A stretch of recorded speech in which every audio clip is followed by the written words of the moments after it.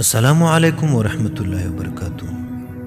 غوماشه د قرآن او ساینس له نظره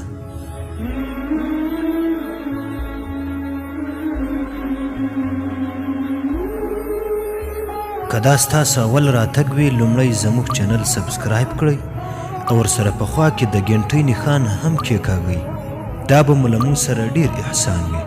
کله چې الله تعالی جل جلاله د غوماشي مثال راوړ نو کافران حیران شول. د دې دومره لوی نړۍ خالق د دومره کوچنۍ حشرې مثال راوړی. الله جل جلاله وویل: بسم الله الرحمن الرحیم.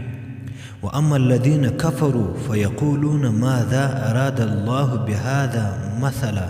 سورة البقره 26 آیات. ژباړه: او هغه کسان چې کافران دي دوی وایي خدای جل جلاله د دې مثال له راوړلو څه غواړي. له 1400 کلونو وروسته لویه نښه او حیرانتیا څرګنده شوه. ښځینه غوماشې په سر کې 100 سترګې لري، 48 غاښونه لري، 3 زړونه لري، په خپل خړتم کې 6 چړې لري چې هره یوه جلا دنده ترسره کوي. هر اړخ ته 3 وزرې لري.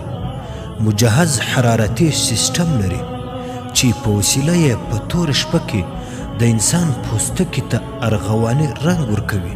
کټ مټ لکه شپني دربینونه چې سرتیري یې د شپې لخوا کاروي. د تخدیر انستیزیا په مجهز سیستم سمبال دی. له وینې اخیستلو مخکې پوستکی تخدیروي څو قرباني د درد احساس ونه کړي. د وینې د تحلیل مجهز لابراتوار لري. د خپلې خوښې وینه څښي.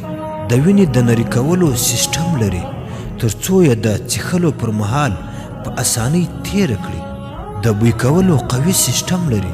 د هغې له لارې کولی شي چې د انسان د پوستکي خوله په سل کې تر 80 پورې حس کړي. تر دې هم حیرانوونکې دا ده چې معاصر علم کشف کړه چې د غوماشې پر ملا یوه وړه حشره ژوند کوي چې یوازې په میکروسکوپ لیدل کیږي. الله جل جلاله فرمایي: بسم الله الرحمن الرحیم. ان الله لا يستحيي ان يضرب مثلا ما بعوضة فما فوقها. بېشکه چې الله تعالی جل جلاله له دې شرم نه کوي چې د غوماشي او یا د هغې د پاسه د یو شي مثال راوړي. پاکي او ستاینه ده هغه ذات لره چې د ځواک او واک څښتن دی.